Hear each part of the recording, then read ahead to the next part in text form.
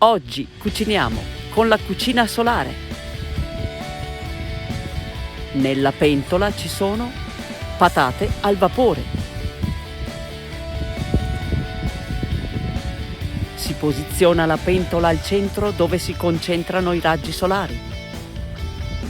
Ora cucino una zuppa di verdure del mio orto. Dopo 15 minuti circa, la zuppa di verdure è quasi pronta.